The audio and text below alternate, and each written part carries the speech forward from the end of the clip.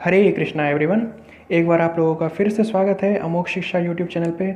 और आज हम लोग जो डिस्कस करने जा रहे हैं वो है एनसीईआरटी का chapter 1 science matter in our surroundings के एक्सरसाइज के प्रॉब्लम क्लास 9th। इससे पहले वाले वीडियोस में हम लोगों ने डिस्कस किया था इन टेक्स्ट क्वेश्चंस, तो अब वो सारा कंप्लीट हो चुका है चैप्टर 1 का। इसलिए अब हम लोग जो स्टार्ट करने जा रहे हैं वो है एक्सरसाइज का प्रॉब्लम। तो देखते हैं एक्सरसाइज में कैसे कैसे प्रॉब्लम है। आसानी क्वेश्चन है, ज़्यादा मुश्किल है नहीं। तो अब देखते हैं, स्टार्ट करते हैं हम लोग। पहला क्वेश्चन जो है वो है convert the following temperatures to the Celsius scale 293 kelvin. Kelvin में गिवन है, इसको सेल्सियस स्केल में कन्वर्ट करना है। तो केल्विन और डिग्री सेल्सियस के बीच में जो रिलेशनशिप होता है वो क्या होता है? Temperature in kelvin is equal to temperature in degree Celsius plus 273।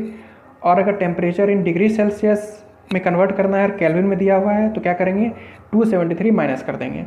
तो यहाँ क्या है, यहाँ पे केल्विन में गिवन है और डिग्री सेल्सियस में कन्वर्ट करना है। तो इसके लिए हम लोग जितना भी जो भी वैल्यू होगा उसमें से 273 माइनस कर देंगे, तो टेम्परेचर इन डिग्री सेल्सियस हम लोगों के पास आ जाएगा। सिंपल सा फंडा है। अब देखते हैं इसका solution. 293 kelvin is equals to 293 minus 273, तो कितना आ गया, 20 डिग्री सेल्सियस आ गया। इसका आंसर हो गया 20 डिग्री सेल्सियस। नेक्स्ट क्वेश्चन इसका बी पार्ट है 470 केल्विन। 470 केल्विन को कन्वर्ट करेंगे डिग्री सेल्सियस में तो क्या करना होगा, माइनस 273 कर देना होगा। 470 माइनस 273, ठीक है, इतना करना है। तो आंसर हम लोग देखते हैं क्या आता है, 197 डिग्री सेल्सियस। ये इसका आंसर हो गया। ये था पहला क्वेश्चन। नेक्स्ट क्वेश्चन है हमारे पास, convert the following temperatures to the Kelvin scale. अब ये उल्टा हो गया है। पहले क्या था, केल्विन में दिया था, डिग्री सेल्सियस में कन्वर्ट करना था। इस बार डिग्री सेल्सियस में दिया हुआ है और केल्विन में कन्वर्ट करना है। तो इस बार हम लोग कौन सा फार्मूला यूज़ करेंगे, ये पहला वाला। क्यों करेंगे, क्योंकि इस बार गिवन जो है डिग्री सेल्सियस में है और कन्वर्ट करना है हम लोग को केल्विन में। तो सिर्फ 273 प्लस कर देंगे। तो 25 डिग्री सेल्सियस है, इसमें प्लस 273 डिग्री करेंगे तो हम लोगों के पास आ जाएगा 298। और जो आएगा उसका वैल्यू वो केल्विन में आएगा। केल्विन में कन्वर्ट हो चुका है क्योंकि इसमें हम लोग 273 ऐड कर चुके हैं। बी पार्ट है 373 डिग्री सेल्सियस। इसको जब केल्विन में कन्वर्ट करेंगे तो इसमें भी प्लस कर देंगे 273।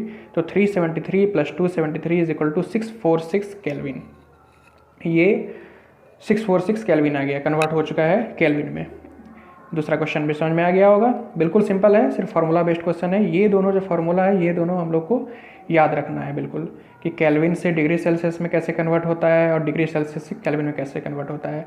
सिर्फ प्लस 273 और माइनस 273 का अंतर है। सिर्फ एक भी अगर हम लोग याद रखेंगे, एक भी जैसे ये अगर हम लोग याद कर लिए हैं तो दूसरा निकाल सकते हैं। कैसे निकालेंगे, अगर ये याद है, पहला वाला हम लोगों को याद है, तो अगर डिग्री सेल्सियस में निकालना होगा तो 273 को इधर लेते जाएंगे, बस माइनस में हो जाएगा।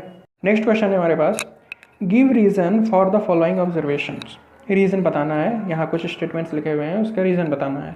पहला है naphthalene balls disappear with time without leaving any solid.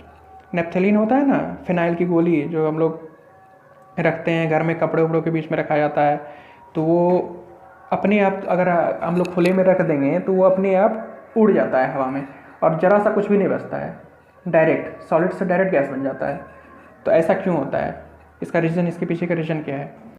Naphthalene balls disappears with time without leaving any solid due to the phenomenon of sublimation।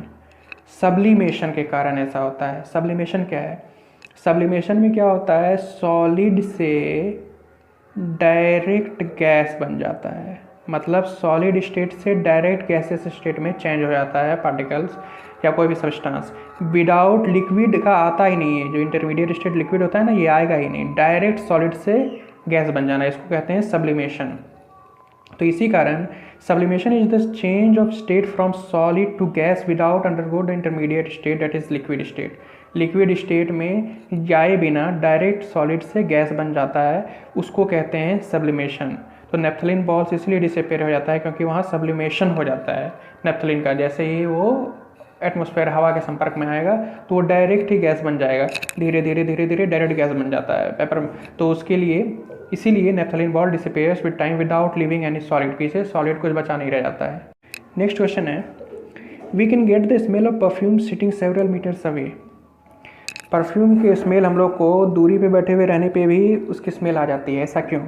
जैसे कि देखते हैं ना, किसी दूसरे कमरे में कोई परफ्यूम लगा रहा है तो दूसरे कमरे तक भी उसका स्मेल चले जाता है, या दूर हम लोग बैठे हुए हैं तब भी स्मेल आ जाता है, ऐसा क्यों होता है? तो इसका सॉल्यूशन क्या है? आंसर किस रीज़न की वजह से ऐसा होता है?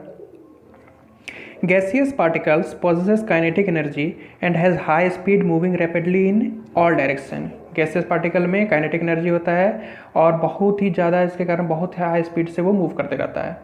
When perfume is sprayed, the perfume molecules diffuses into the particles of air at a rapid rate।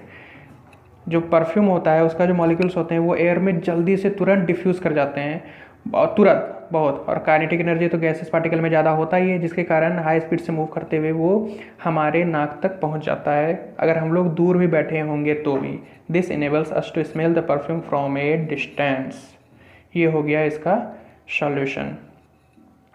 अच्छा, आप लोग को अगर ये वीडियो अच्छा लगा है और आप लोग को जानने को मिला है तो आप लोग लाइक कर सकते हैं वीडियो को, सब्सक्राइब कर सकते हैं चैनल को।